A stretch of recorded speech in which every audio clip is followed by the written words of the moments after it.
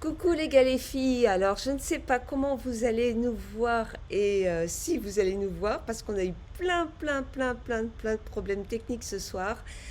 Donc on redémarre cette série de live donc une fois par mois et pendant le mois sans tabac ça sera toutes les semaines. Alors ce soir je suis accompagnée de Mumu que tout le monde connaît hein, sur le groupe, Muriel qui m'accompagne pour poser les questions à notre invité. Notre invité, c'est Thomas, Thomas Di Maria. Thomas, je te laisse te présenter si tu veux bien. Bonjour, merci pour l'invitation. Donc, je suis médecin généraliste et addictologue à Nantes et j'accompagne le Mois sans tabac depuis 3 ans. euh, voilà, du côté de Nantes. Et puis voilà, je connais Françoise depuis quelques années aussi. Voilà, qui m'a formé initialement au e-coaching en ligne, voilà, enfin les réseaux sociaux. Euh, Alors, j'ai déjà fait plusieurs lives aussi avec Sandra. Sandra Pinel. Mhm. Et, euh, et donc là, c'est avec plaisir que je réponds à l'invitation. Ouais. Merci Thomas d'être là. Alors, on a plein de questions et aujourd'hui, on va parler psy. Psy, l'arrêt du tabac et tout ce qui est psychologique, tout ce qui est dépendance, tout ce qui est difficulté, tout ce qui est dépression. Alors, on a plein de questions, on a 1 heure. Alors, c'est parti avec Muriel, on va te poser les questions. Alors, la première question, c'est les questions des copains et copines. On en prendra quelques-unes en ligne si on peut, hein. La première question, c'est le tabac. C'est une dépendance ou c'est une addiction? Et enfin, le tabagisme. Et si c'est une addiction, à partir de quand est-ce qu'on devient addict? Alors déjà, Ah, on peut grosse question, définir ouais, pour démarrer, hein. ouais, le terme de dépendance et d'addiction. Il faut bien comparer les deux. La dépendance, c'est pas forcément problématique d'être dépendant de quelque chose. En l'occurrence, on est dépendant de l'air qu'on respire, de la nourriture, voilà, et de un certain nombre de choses. L'addiction, c'est à partir du moment où effectivement il y a des problèmes associés. Alors, des problèmes au niveau physique, psychologique ou social. Par rapport au tabac, en général, le problème de la dépendance physique apparaît assez vite, hein. C'est un produit qui donne une dépendance physique assez rapidement. Et on parle d'addiction assez rapidement puisque les dommages physiques apparaissent dès les premières cigarettes. Alors, on Hmm. ne s'en rend pas forcément compte. Au début, on a peut-être un peu mal à la gorge, ça gratte un petit peu, mais en fait, ça abîme l'organisme dès les premières cigarettes. Donc, on pourrait parler d'addiction dès le début. Voilà, c'est-à-dire que c'est un produit qui pose des problèmes dès les premières consommations. Euh, voilà. C'est bien. Tu as répondu. Muriel, je te laisse embrayer sur une question qui est récente, hein. Mon généraliste m'a dit que le degré de dépendance au tabac était égal à celui de l'héroïne. Est-ce que c'est vrai? Parce que c'est assez inquiétant. Alors en fait, en général, le degré de dépendance au produit est lié d'une part, la rapidité d'action du produit, sur voilà, la rapidité la vitesse pour que le produit aille directement dans le cerveau et agisse sur les récepteurs. Donc c'est en général lié à la rapidité et à l'intensité. Concernant le tabac, on sait que quand on fume, en 7 secondes environ, les substances, et notamment la nicotine, va atteindre le cerveau très rapidement. Donc en 7 secondes, et ça fait un flash intense, ce qui explique donc une dépendance, ce qui peut expliquer une dépendance assez forte. Ça va être variable d'une personne à l'autre. Ça va être variable aussi de la manière dont on consomme, hein. Si on tire très fort sur une cigarette, si on prend des cigarettes plus fortes, plus dosées en nicotine ou avec où il n'y a pas de filtre. Voilà, il y a un certain nombre de choses qui vont modifier cette vitesse, de cette rapidité d'action de la nicotine et des autres produits. Et l'autre chose, c'est l'intensité. Alors, on peut comparer avec effectivement l'héroïne. Alors, l'héroïne, ça va donner des effets quand même beaucoup plus intenses que le tabac. On peut dire que le tabac est quand même une drogue qui donne une dépendance très forte puisque ça agit très vite. C'est assez intense, mais ça part. Voilà, les effets partent relativement rapidement, ce qui crée un manque assez rapide. Eh oui. Quand tu as écrasé ta clope, quelques temps après, tu as envie d'en rallumer une. Euh, alors, on a une autre question qui tourne autour de ça. Comment ça se fait qu'un produit qu'on fume, qui ne nous saoule pas, qui n'entraîne pas de modification de notre comportement, qui ne nous fait pas planer, qui ne nous excite pas plus que ça, hein, même si ça réveille un peu la petite clope du matin, comment ça peut être une drogue aussi puissante? Pourquoi ça accroche autant le tabac en fait? Il n'y a pas ces effets que tu peux trouver par exemple dans l'héroïne dont tu parlais tout à l'heure. Mais ça va agir quand même très rapidement, comme je le disais, et puis ça va s'installer sur des récepteurs, sur plusieurs récepteurs, et principalement, concernant la nicotine, elle va se mettre sur les récepteurs acétylcholine. Voilà, en fait, ça va stimuler l'adrénaline, donc ça donne du plaisir intense, mais bref. Et c'est vrai que souvent on est attiré par la recherche de plaisir. Hein. On va pas dire que c'est le leitmotiv de la vie, mais on peut être attiré par cette recherche de plaisir immédiat. Euh, voilà. Même s'il n'y a pas des effets de défonce entre guillemets, il y a quand même un plaisir immédiat intense. D'accord. Muriel. Moi, j'ai commencé à fumer très jeune. Est-ce que on peut dire que je suis psychologiquement dépendante de cette clope? Alors, plus on fume jeune, effectivement, quand on est préadolescent ou adolescent, on est en construction par rapport à son fonctionnement social et par rapport aux habitudes. Donc, plus on est jeune, plus on fume jeune, moins on a eu le temps de mettre en place d'autres habitudes, d'autres comportements sociaux. Donc c'est comme si finalement le tabac prend encore plus de place et on n'a pas d'autres habitudes auxquelles se référer finalement. Ok. Donc la dépendance psychologique, pour conclure, effectivement peut être effectivement plus importante. Voilà, si on a commencé jeune. D'accord.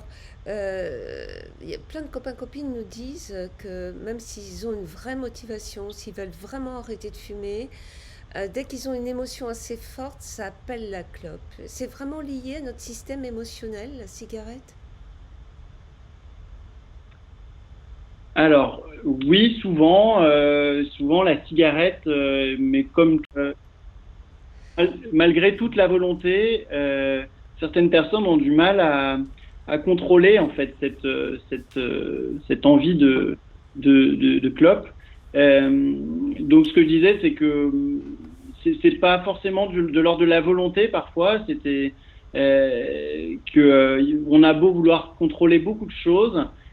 Parfois, il y a un côté animal qui, dans cette envie de cigarette, une pulsion qu'on a du mal à contrôler. Donc, il y a tout un travail à faire là-dessus et bien se dire aussi que cette envie, elle est fugace. Hein, elle peut passer relativement rapidement. Hein, il y a des stratégies. Thomas, est-ce que le fait de fumer pendant 10, 20, 30, 40 ans, quand on arrête de fumer, ça veut dire qu'on va devoir reconstruire une partie de notre identité parce qu'on s'est construit avec le tabac, on a grandi avec le tabac, ça fait partie de l'image de nous-mêmes. Est-ce que on va être obligé de retravailler cette question identitaire ou pas? Oui, nécessairement. Nécessairement. Ensuite, ça dépend dans quel contexte on fume, hein, quelle que soit la durée.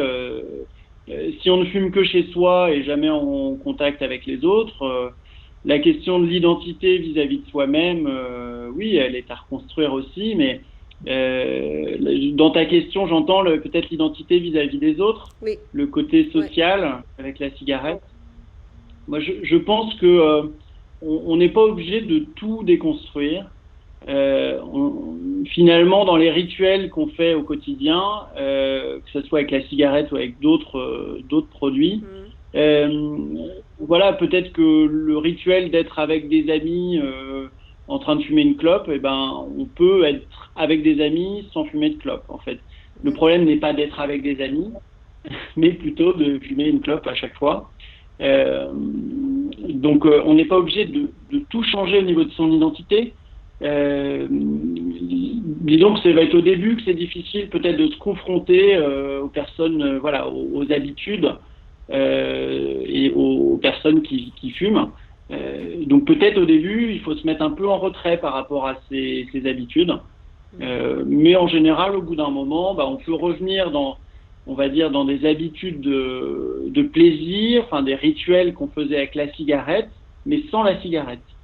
Ok. Hein, je pense à la pause, par exemple, faire des pauses au travail, faire des pauses clopes au travail. Ce qui est problématique, c'est la clope, c'est pas forcément les pauses. Hein. Les pauses, c'est important. Ouais, c'est toute une autre stratégie à mettre en place. Thomas, on va revenir à notre sujet de base, tout ce qui est psy, dépression. La fumée de cigarette, ça contient des substances antidépressives. On parle beaucoup des IMAO. Tu peux nous expliquer un petit peu? Oui, voilà.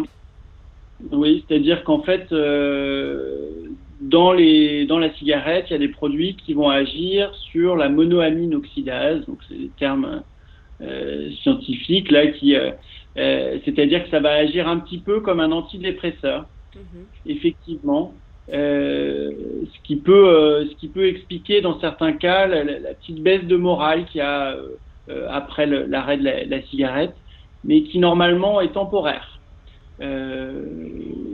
Voilà. La réalité, c'est qu'en fait, sur le long terme, en général, la cigarette va plutôt déprimer. Mhm. Voilà. Ok. Ok. C'est-à-dire que Mhm. ça contient des antidépresseurs, mais ça participe à maintenir une dépression. C'est ça?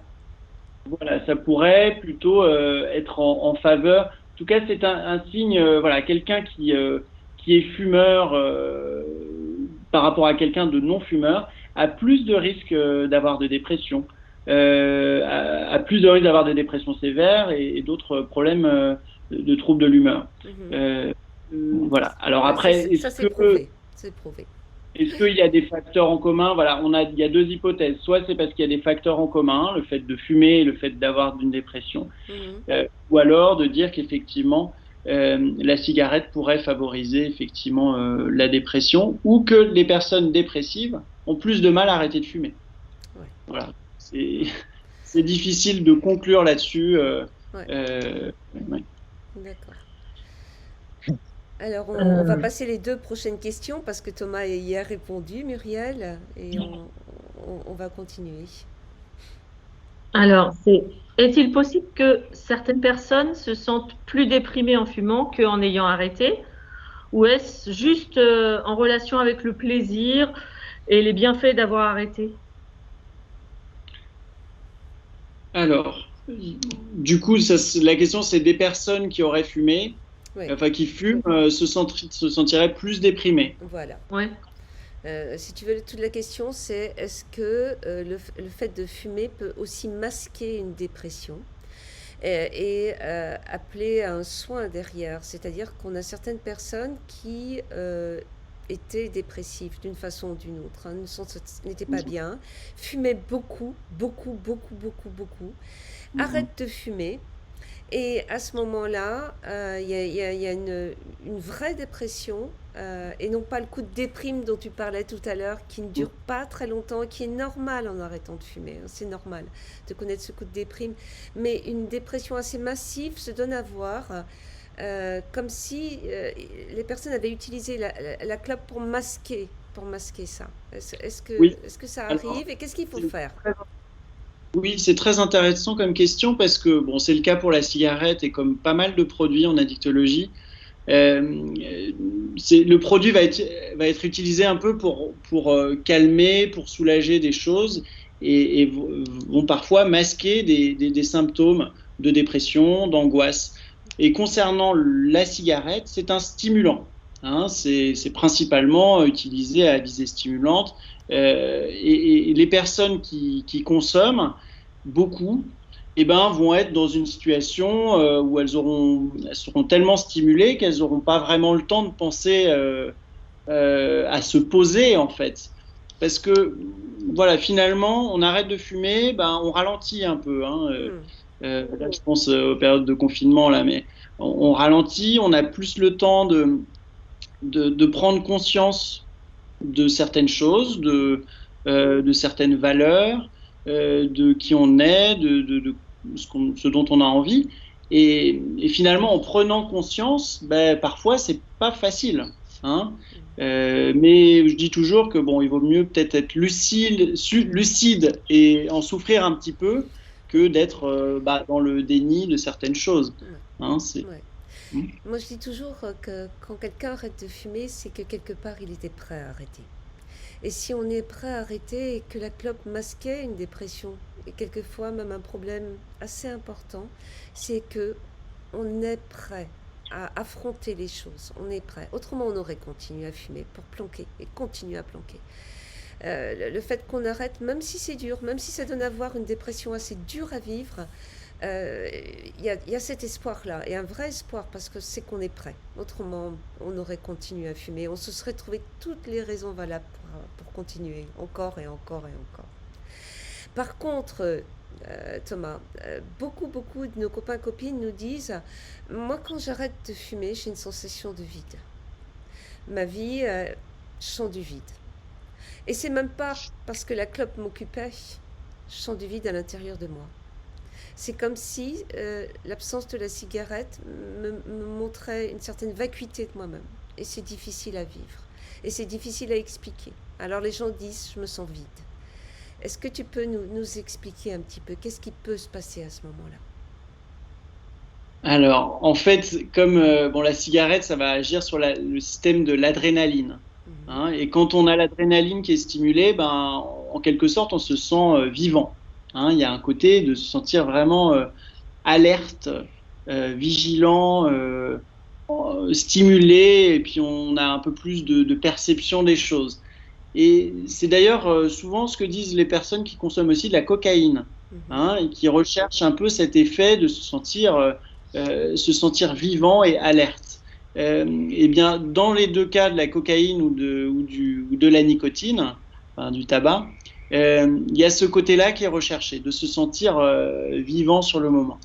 Et donc, une fois qu'il n'y en a plus, eh ben, on a l'impression que la vie est fade, qu'effectivement, ça manque d'adrénaline. Voilà. Donc, alors, je pense qu'est-ce que qu'on peut faire, hein, docteur, si notre vie devient fade? Faut réussir à se sentir vivant naturellement. Alors ça, c'est toutes les techniques de méditation pleine conscience, parmi différentes techniques, en tout cas, la méditation pleine conscience, c'est vraiment une des techniques qui permet de se sentir présent, vivant, vivant au moment présent. Après, il y a plein d'autres choses qui permettent de se sentir en phase en fait avec le présent, c'est de faire des activités culturelles, artistiques, de se relaxer, de faire du sport, en fait finalement de stimuler l'adrénaline, hein, naturellement. D'accord, merci. Mumu, une petite question. Une personne dépressive. Est-ce que après quelques mois d'arrêt, même quelques années, il y a quand même un gros risque pour qu'elle reprenne à fumer? Alors effectivement, la dépression, le syndrome dépressif peut être un facteur favorisant une rechute. Ouais. Les personnes qui dépressives ont plus de mal à arrêter et ont plus de risques de rechute. Est-ce que toi, en tant que médecin, tu vas dire à une personne qui est très dépressive, qui ne va vraiment pas bien, n'arrêtez pas de fumer tout de suite, attendez un petit peu? Ou est-ce que tu encourages malgré tout l'arrêt du tabac? Alors moi, je n'impose rien. Enfin, c'est un peu l'objectif en général. On va Imagine que essayer je de viens te voir et je suis la vraiment pas demande. bien, je pleure, j'ai des idées noires, j'ai pas d'appétence à vivre, je suis pas bien du tout, Bah, du tout, du on tout. va s'occuper d'abord effectivement du symptôme, des symptômes dépressifs. Dépressif, d'accord. Hein. Finalement, le tabac, dans ce cas-là, est pas forcément au premier plan. Mhm, Même si on se dit que peut-être à long terme, finalement, ou même déjà à moyen terme, l'arrêt du tabac pourrait améliorer l'humeur. mhm, Finalement, à court terme, c'est compliqué peut-être. C'est le genre de situation où, en fonction de la demande, on peut prendre en charge les deux. Hein. On mhm. peut prendre en charge effectivement les symptômes dépressifs et l'envie de diminuer ou d'arrêter le tabac. Voilà, c'est une situation où on est amené à proposer par exemple des antidépresseurs avant même de commencer à donner de la nicotine. Mhm. D'accord. Euh, Disons que voilà, c'est une situation où ça se prépare peut-être un peu plus. Mhm. Ok. Alors, on va passer maintenant au sevrage tabagique. Muriel. Alors, est-ce que le fait d'avoir fumé, surtout beaucoup et très longtemps, laisse une empreinte psychologique dans le cerveau pour toute la vie? Alors, une empreinte psychologique. J'entends là l'histoire de la dépendance psychologique. Oui. Je voudrais juste refaire le détail il y a trois dépendances. Hein. On parle de trois dépendances différentes. Donc, il y a la dépendance physique. C'est j'ai faim de nicotine, donc je mange de la nicotine. La deuxième, c'est la dépendance comportementale. C'est j'ai l'habitude dans certaines situations de vie de fumer une cigarette, donc là, ça me donne envie.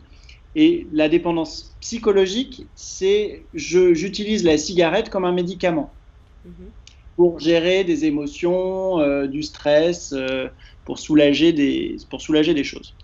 Donc l'empreinte psychologique, telle que j'entends ta question, ça serait peut-être la dépendance psychologique, le fait d'utiliser la cigarette dans des situations stressantes, des situations de contrariété, des émotions difficiles.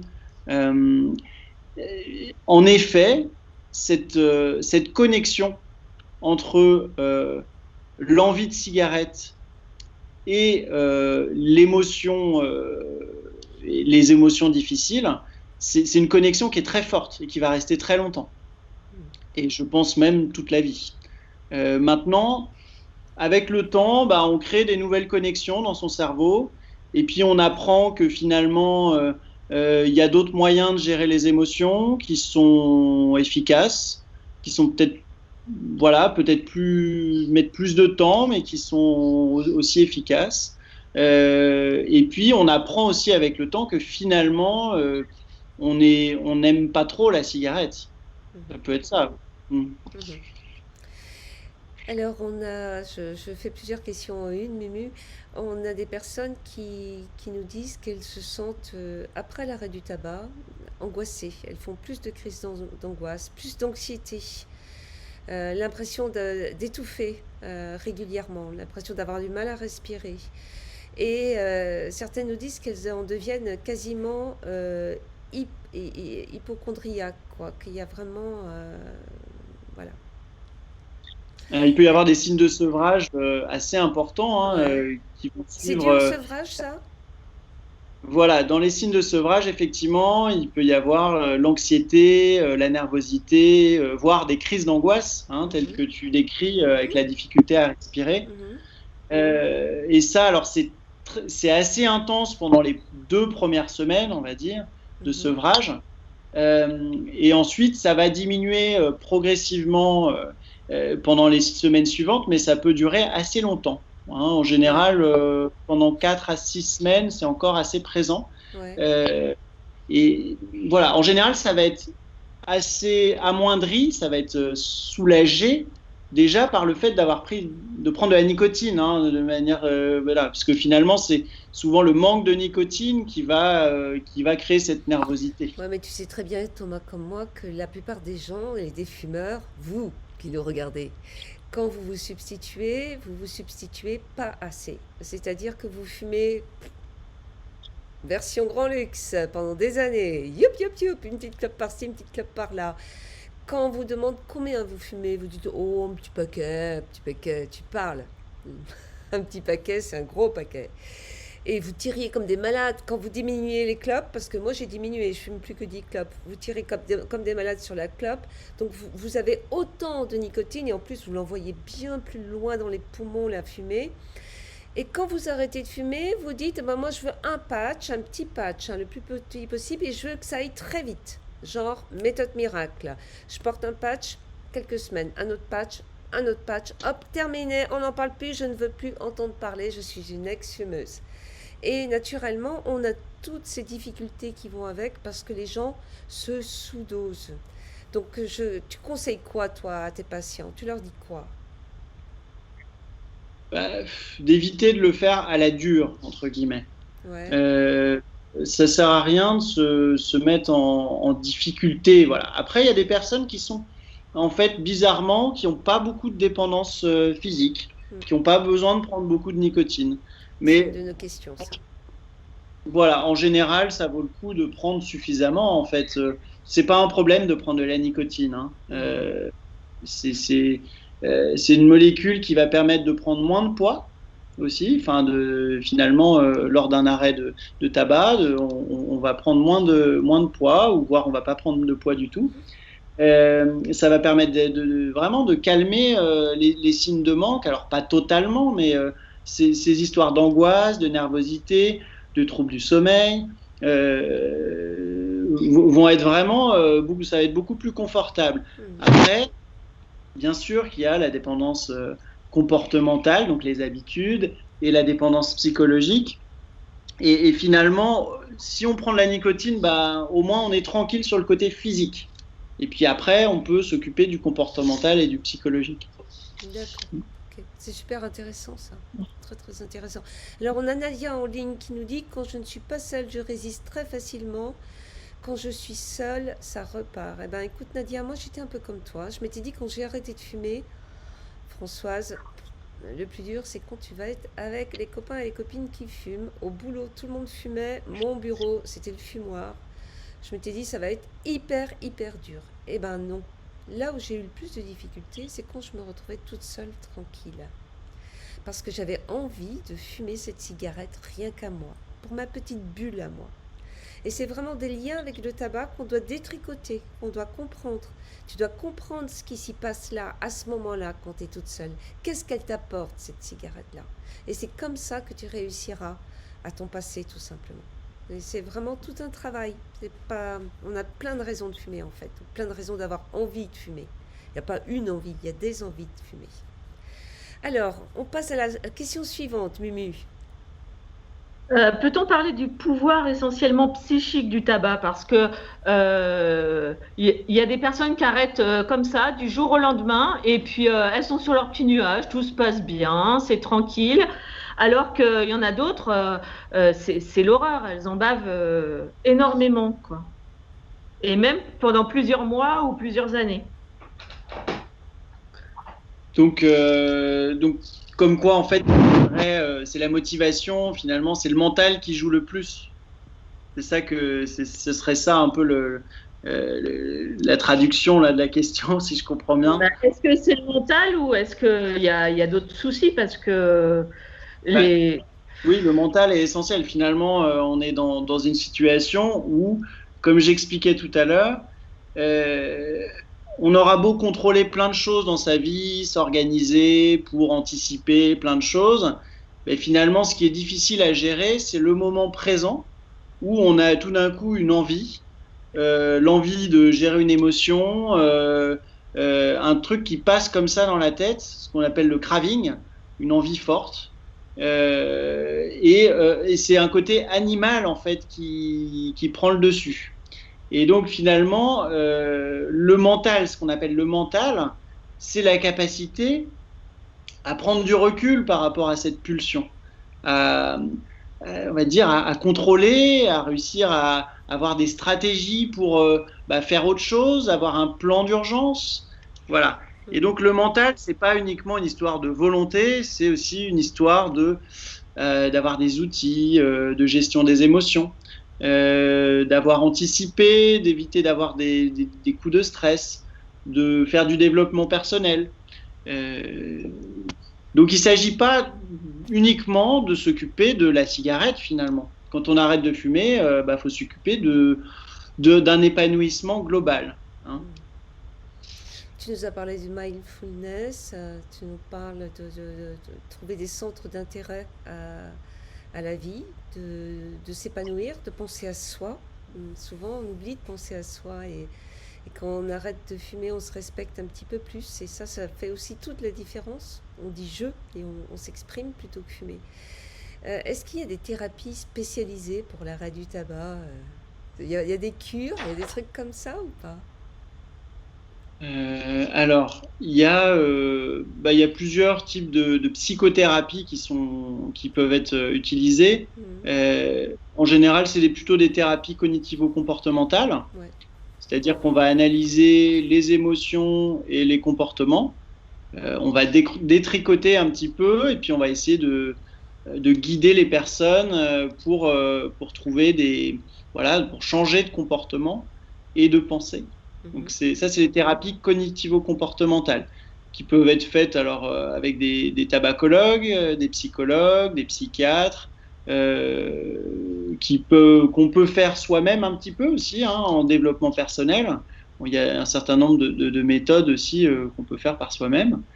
Ensuite, la question des cures, effectivement, une fois qu'on a essayé un certain nombre de méthodes d'arrêt, ça peut, notamment avec la nicotine, avec des thérapies cognitivo-comportementales, avec un certain nombre de médicaments pour calmer les angoisses ou pour calmer une dépression. Mhm. Si on n'arrive pas à arrêter en ambulatoire, entre guillemets, eh ben on peut aller en cure, effectivement. Il y a des centres de cure qui sont spécialisés. Je pense en particulier, je ne vais pas faire de pub, mais à Valpirène, Mhm. qui est, alors c'est dans les Pyrénées, un centre de cure qui est plutôt spécialisé là-dessus, sur la respiration, l'arrêt du tabac, du cannabis. Et en fait, les personnes sont dans un contexte qui, bien sûr, va les aider à arrêter, puisque c'est en contact avec la nature, Mhm. on marche, on voit des paysages grandioses, on est complètement rempli par de la beauté, on va dire, il y a un effet d'émulation aussi par le groupe, comme on peut trouver d'ailleurs sur Je ne fume plus, l'émulation de groupe.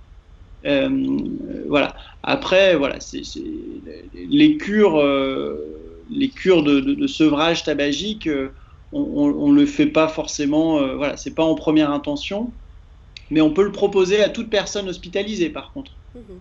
Une personne hospitalisée pour n'importe quoi, une fracture, une appendicite, une infection pulmonaire. Oui, ça peut être l'occasion d'un sevrage. Et puis souvent, on n'a pas trop le choix parce on est cloîtré dans son lit, on n'a pas le droit de fumer dans sa chambre.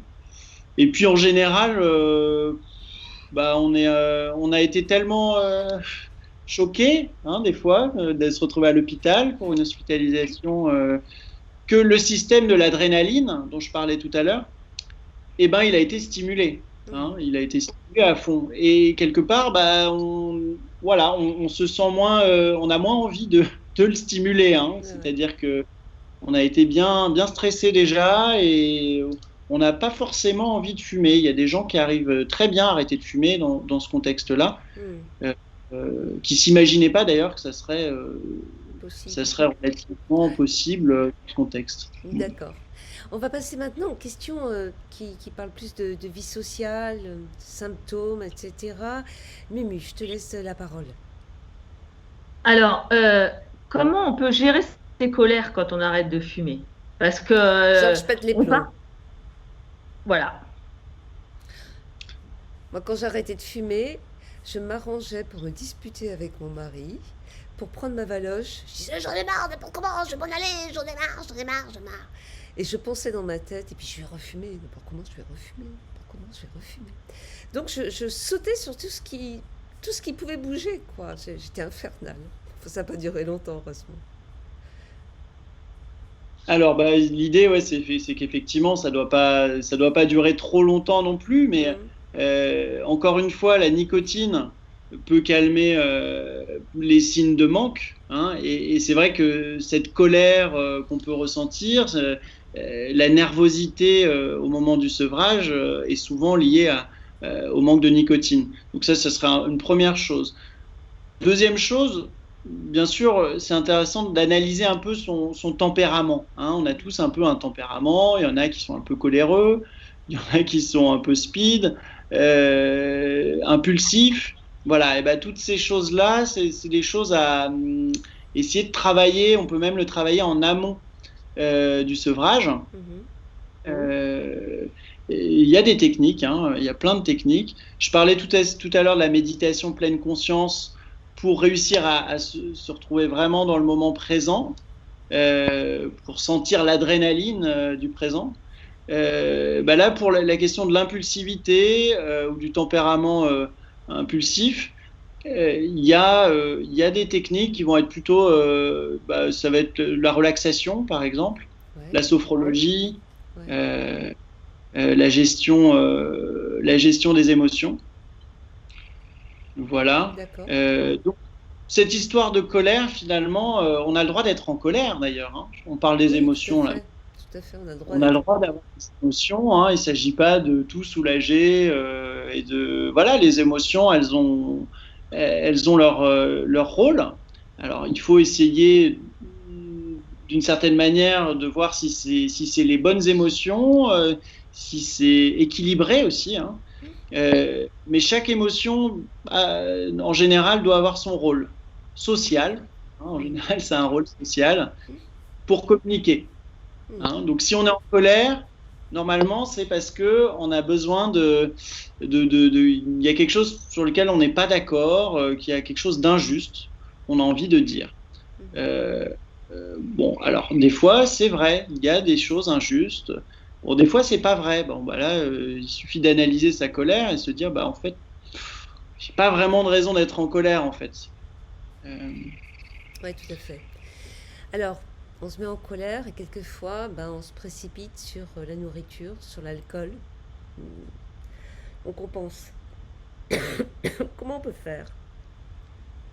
Donc, qui peuvent avoir un effet apaisant, effectivement, on se remplit, hein. C'est connu qu'en fait, tout ce qui va rentrer par la bouche, il y a un effet apaisant, hein. On va pas revenir au stade oral, hein, mais la tétine, le stade qui va apaiser au plus profond, hein, dans l'estomac.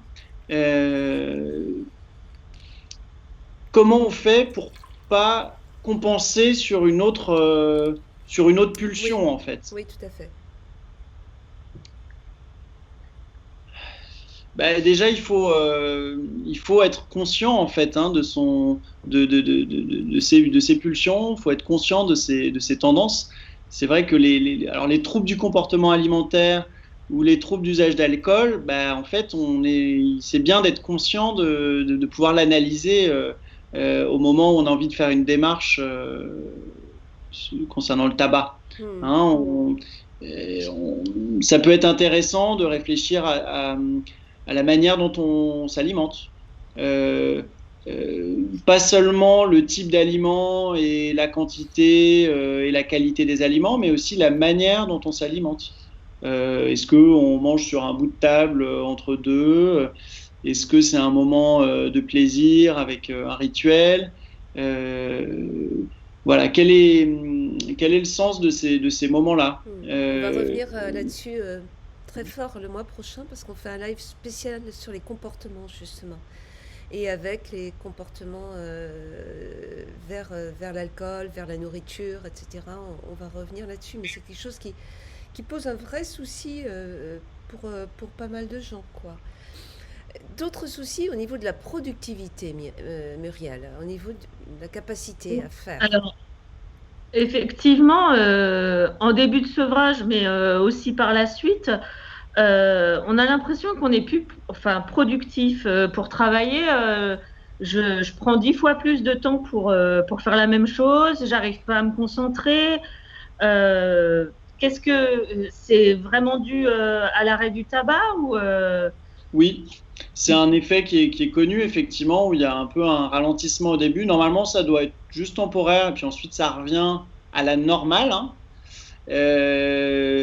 Il faut imaginer que sous nicotine, sous tabac, on est un peu trop speed, hein, finalement. Et productivité ne veut pas dire efficacité, hein. C'est pas parce qu'on fait plein de trucs que effectivement on est adapté, hein, à une situation. Donc, parfois, on a l'impression d'être très productif en fumant, et puis en fait, on en fait dans tous les sens, et puis on fait plein de choses, mais c'est pas forcément très adapté. Donc, il vaut mieux, on va dire, être un rythme de croisière et faire les choses correctement. Productivité, je reprends, c'était l'adrénaline en fait, hein. Oui. Le côté adrénaline va créer une productivité. Et je compare toujours avec la cocaïne aussi, hein. La cocaïne, ça peut être très valorisant d'être sous cocaïne, hein, du moment que les gens sont pas trop au courant. Ça peut être très valorisant puisqu'on va être très productif, on va travailler plus que les autres, on va aller très vite, on va être très jovial, on va être tout le temps là, et puis on va se coucher très tard. Et en fait, le problème, c'est qu'on oublie son corps, hein, on s'abîme. Je dirais qu'il y a, il faut quand même revenir. Ça marche pendant un temps, quoi. Ça peut marcher pendant un temps, et puis au bout d'un moment, l'organisme se fatigue. Et donc c'est pareil avec le tabac. Je voulais faire une dernière remarque sur cette histoire d'impression de productivité sous tabac qui déclinerait après. Il y a des études qui montrent que alors le tabac, ça peut donner des troubles cognitifs, c'est-à-dire des problèmes de fonctionnement du cerveau, hein, des problèmes de mémoire, le cerveau s'abîme et vieillit plus vite. Mais en fait, tant qu'on continue à fumer, la nicotine va stimuler. Et donc, même si notre cerveau il vieillit plus vite et il fonctionne moins bien, c'est masqué par le fait qu'on l'hyperstimule, en fait. Et voilà. Et en fait, au moment où on arrête de fumer, il peut y avoir comme ça on va découvrir qu'il y a des troubles cognitifs, hein, qui peuvent être sous-jacents. T'arrêtes de cloper et puis boum, t'as un trouble cognitif? Et tu peux te rendre compte qu'effectivement, le tabac permettait de compenser. En fait, c'est surtout la nicotine qui stimulait et qui permettait de compenser. Mais le tabac détruit en fait à petit feu le cerveau. Donc c'est pas une solution en fait. C'est pas la nicotine qui détruit le cerveau, c'est le tabac fumé, c'est la combustion. Mais il y a même des personnes qui seraient dans l'idée de se prendre de la nicotine pour se stimuler le cerveau, pour éviter le déclin cognitif. Hein, il y a des tu as entendu parler du professeur Lagrue, qui est quand même l'un des pères de la tabacologie en France. Lagrue, il se prenait sa nicotine, hein. Pop, pop, pop. Voilà. T'as vu le beau vieillard que ça a donné ? De la même manière qu'il y a des gens qui prennent du guronzan, hein, il y a le guronzan, il y a, voilà. Il y a un certain nombre de personnes qui vont prendre des stimulants pour être plus efficaces, entre guillemets. attention aux dommages. Du guronzon, certainement. Alors, on va passer aux substituts, compléments alimentaires et tout ça. Est-ce que les substituts ont une action sur le manque psychologique? Parce que tu nous as bien expliqué qu'il y avait plusieurs dépendances, hein, on a bien compris. Mais si je prends des substituts, est-ce que ça va jouer simplement sur ma dépendance physique au tabac fumé, ou est-ce que ça va m'aider aussi pour la dépendance psychologique ou la dépendance comportementale?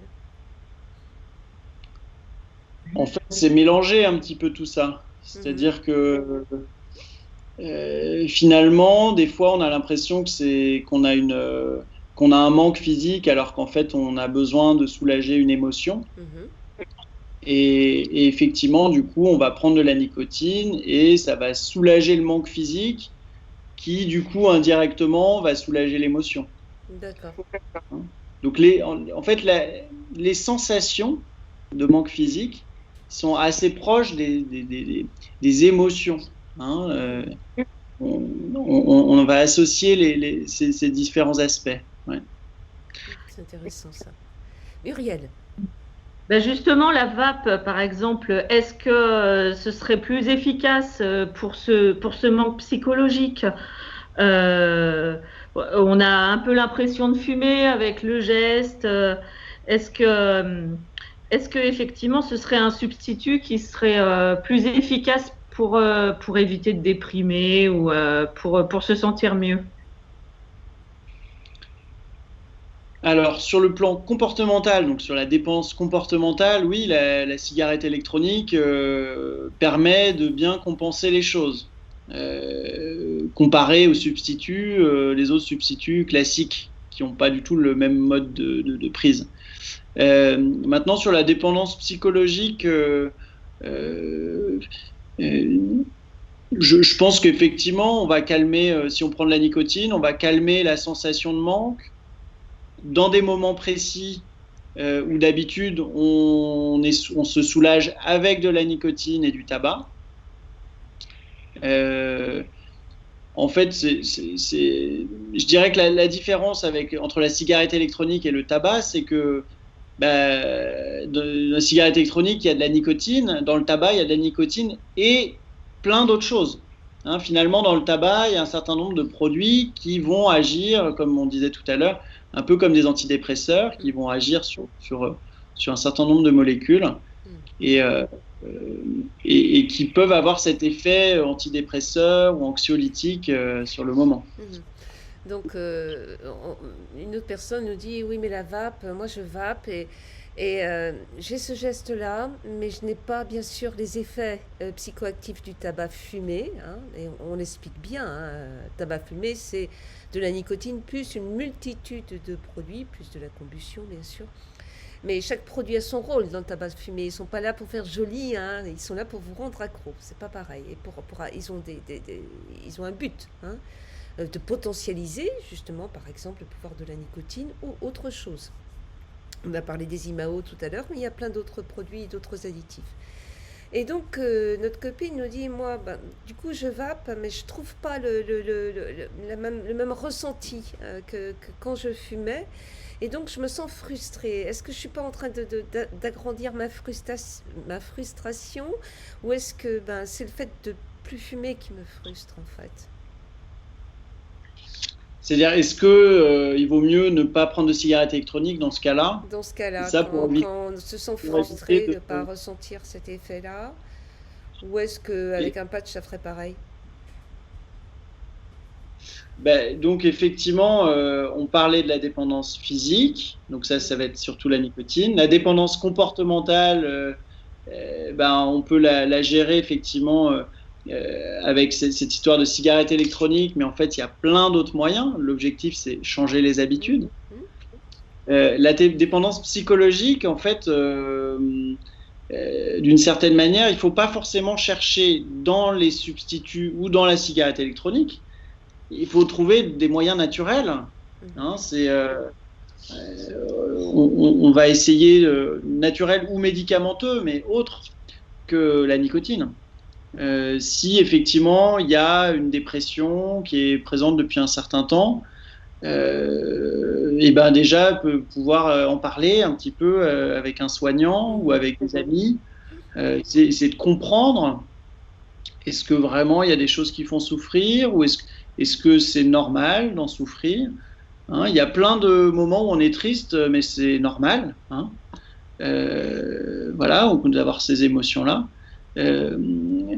Et puis, il y a des situations où ça sort du normal, effectivement, où on a quelque chose de pathologique, parce que la dépression, elle est trop envahissante, les émotions sont trop envahissantes, ou alors il y en a trop d'un coup, et ou ça dure trop longtemps, hein. Donc, par rapport à cette histoire de dépendance psychologique, moi j'aime bien vraiment parler de séparer dépendance comportementale et puis dépendance psychologique. La dépendance psychologique, c'est vraiment le fait de devoir soulager des problèmes alors de dépression, d'anxiété, d'émotions difficiles.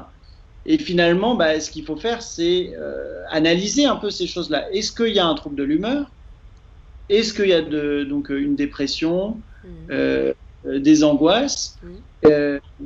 Est-ce qu'il y a des émotions qui ne sont pas gérées, qui sont trop importantes? Est-ce qu'il y a des choses qui sont envahissantes? Ouais.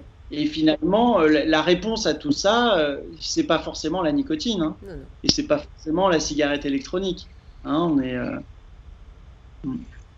Donc tout ça, c'est à voir aussi individuellement, selon l'histoire de la personne, le ressenti de la personne et ses difficultés ou pas, bien sûr, hein. C'est quelque chose d'assez individuel, en fait, l'arrêt du tabac.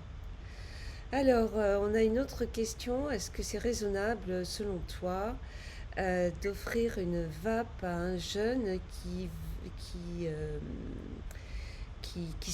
va se mettre au tabac, dont les copains fument, qui est tenté de fumer, et on se dit, j'ai pas envie qu'il fume, je préfère lui offrir une vape. Est-ce que c'est raisonnable ou pas? On me demande une maman. Oui, non, c'est pas forcément raisonnable. C'est-à-dire que sur l'histoire de la vape, il y a quelques années, quand ça a commencé à prendre son essor, il y a 3 ans, hein, à peu près, il y a eu pas mal de jeunes qui ont commencé la vape parce que c'était à la mode, et qui ensuite du coup se sont mis à la cigarette, hein. C'est parfois plus facile, hein, de commencer par la vape, c'est plus doux, voilà, en quelque sorte. Et du coup il y a eu toute une peur par rapport à la vape qui pourrait du coup inciter ensuite qui serait en fait une transition vers la cigarette. Et effectivement, ça a été le cas au tout début, et ça n'a plus été le cas par la suite. Non, les études C'est-à-dire montrent que le phénomène de mode, il n'y a pas d'effet de passerelle. Voilà. Et même Voilà, les ce études phénomène françaises, de mode, c'est dire, même les études françaises montrent qu'il n'y a pas d'effet passerelle. Voilà, donc là on est plutôt rassuré par rapport à l'usage de la vape.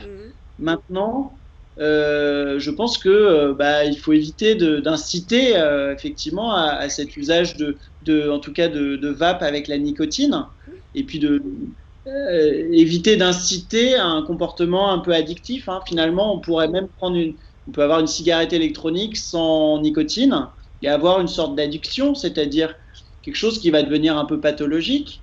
On a besoin de la tétine en continu. Enfin, je parle de la tétine de la vape, hein, entre guillemets. On continue, et puis voilà, et puis ça nous donne des petits aftes, ça peut abîmer les dents. Besoin de téter, voilà. Tout entendu. Et quand les parents me demandent est-ce que c'est bien de lui mettre une tétine, je suis pas formel là-dessus. Je dis écoutez, tu parles du bébé ou d'un adolescent? Vous pouvez lui laisser la tétine pour le moment et tout, ça le rassure, etc. Là, chez l'adolescent, je trouve ça dommage d'aller inciter là-dessus, mais bon, je respecte. Un adolescent qui fume et qui passe à la vape, qu'est-ce que tu en penses, toi, en tant que professionnel de santé? Alors, dans ce sens-là, par contre, je trouve ça intéressant. C'est-à-dire que ça peut être effectivement, la vape peut être un moyen assez efficace de transition vers l'abstinence. Voilà. Avec l'idée, effectivement, de substituer avec de la nicotine. La vape n'est pas un gadget, c'est un outil pour arrêter de fumer. Voilà. Ça, ouais. C'est un outil pour arrêter de fumer. Alors, on a des questions sur le magnésium. Mumu, je te laisse la poser. Alors, est-ce que c'est vraiment efficace le magnésium? Parce que mon médecin me dit de faire une cure de magnésium. Ça fait 1 semaine que j'en prends et je vois pas la différence. Sinon, les oméga 3, enfin, des choses pour calmer un peu. Alors, moi, je suis pas trop au courant de ces méthodes-là. Ce qui est sûr, c'est que le magnésium, quand on est en carence, on est un peu carencé en magnésium, on peut avoir un peu de fatigue, de la fatigue musculaire. Voilà, donc effectivement, prendre du magnésium dans une situation de fatigue peut soulager un petit peu. Maintenant, je vois pas en quoi ça soulagerait le manque de nicotine. Enfin, voilà, c'est pas... Alors, le magnésium calme, hein, ça calme et ça agit aussi sur la constipation. Et beaucoup de fumeurs sont très constipés. Les oméga 3, il y a de nombreuses études. Philippe Arvers, qui a été notre invité, que tu dois connaître, qui est tabacologue, addictologue, a participé à des études sur les oméga 3 et ça a tendance, les cures d'oméga 3, bien dosées, hein, pas les petits trucs gadgets qu'on peut trouver en supermarché, des cures d'oméga 3 bien dosées auraient tendance à limiter les effets du manque. À limiter. Donc il y aura un effet favorable sur le ressenti ça baisserait le nombre de cravings. Il y a des études scientifiques qui ont été faites, nous on les a mises en ligne. C'est hyper intéressant.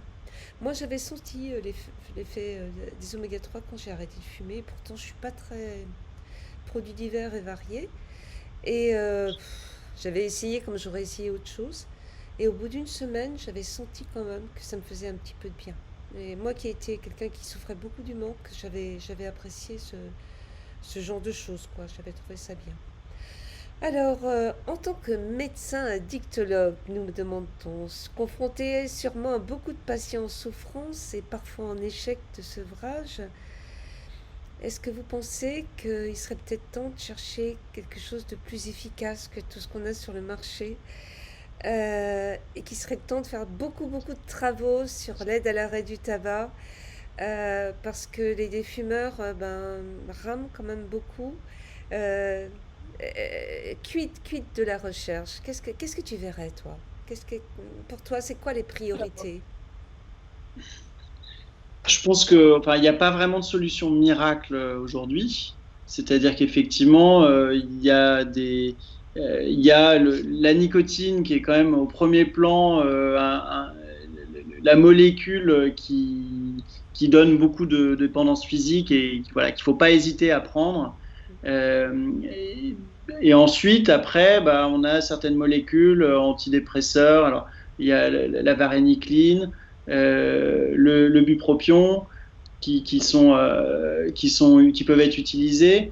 Il y a des études sur le vaccin. Hein, on parle beaucoup de vaccin en ce moment. Le vaccin contre la nicotine.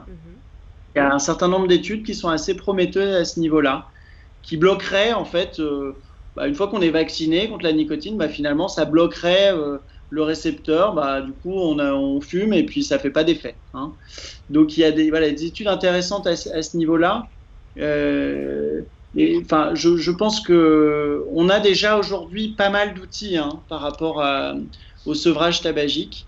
Mais qu'il faut de plus en plus se tourner vers le développement personnel.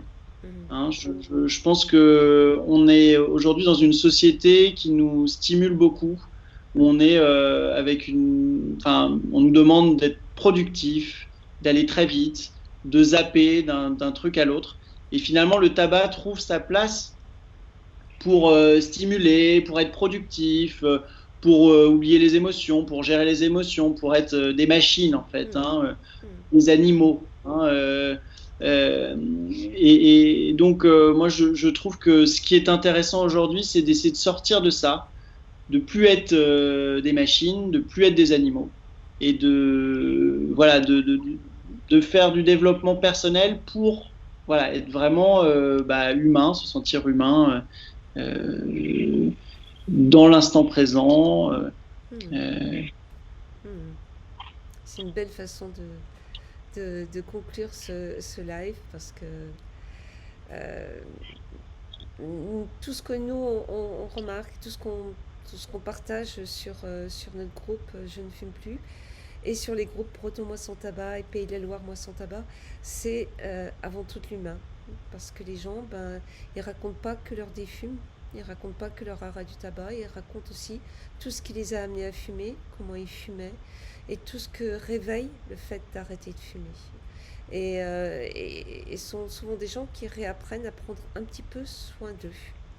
Et c'est quelque chose qui est important, prendre un peu le temps de se respecter un peu plus, de parler un peu plus, de dire un peu plus. Et ça, ce sont des choses importantes. Merci Thomas, merci mille fois pour cet accompagnement. Merci Mumu d'avoir été ma De rien, complice. plaisir. Thomas, Merci. on sera heureux de te réinviter. Alors, le mois prochain, nous allons entendre quelqu'un que j'aime beaucoup aussi, qui s'appelle Olivier Carmatz, et qui est spécialiste justement du comportement. Donc, on va parler dépendance comportementale, on va parler de tout ce qui est compensation vers la nourriture, vers l'alcool, etc., colère, lien avec les autres. On va donc continuer cette discussion avec lui, la discussion qu'on a commencé avec toi ce soir. Alors, c'était notre premier live de rentrée. J'ai un message personnel. Michel, c'est le premier live sans toi. Il y a quelques années, à cette époque de l'année d'ailleurs, je t'avais vu pour la première fois. J'avais pris le train avec Alain. On avait été te voir à un hôpital. Tu m'appelais madame. Moi, je t'appelais professeur. Très vite, tu m'as appelée Françoise et moi, je t'ai appelée Michel. Ça a été le début de nos lives. C'était nos bébés, ces lives. Et c'est le premier live que je fais sans toi. Les temps derniers, tu étais malade. Donc, je les assurais tout seul, mais en t'attendant. Maintenant, je sais que j'ai plus besoin de t'attendre parce que tu es parti. Alors, je voudrais te dire, Michel, que Mumu, qui est là, et Régine, qui sera là au prochain live, vont m'accompagner maintenant et qu'on va continuer ce qu'on a fait et ce qu'on a commencé ensemble. Je voudrais te dire aussi que l'ensemble des 18 000 copains et copines de Je ne fume plus te sont reconnaissants. Et je voudrais te dire que je te fais un gros bisou, que je ne te rendrai pas hommage à chaque live parce que tu n'aurais pas aimé ça. Et moi, j'aime pas ça non plus. Mais on t'oubliera pas. Voilà. C'était un petit mot pour Michel Reynaud qui nous a accompagnés depuis le début, qui nous a fait confiance et qu'on aimait énormément, que j'aimais profondément. Voilà. Merci beaucoup Thomas. Merci. Et bientôt pour de nouvelles aventures. Je sais que tu fais un live sur le groupe Pays de la Loire Moi Sans Tabac, tout bientôt. Hein. Muriel, on se revoit pour le Moi Sans Tabac, toutes les deux. Oui. Donc, on va vous mettre un message dès demain matin pour le live avec Olivier le mois prochain, dépendance comportementale. C'est parti. Et pendant le Mois Sans Tabac, ce sera un live toutes les semaines avec Muriel, avec Régine, avec moi et avec d'autres copains-copines. Mais ça, ce sera une surprise. Merci encore Thomas. Merci pour toutes ces réponses-là que tu nous as apportées. Le live reste en replay et il sera visible sur la page YouTube de notre partenaire Addicted que nous remercions du fond du cœur. Merci Samy. À bientôt. Bonne soirée à tous et merci. Au revoir.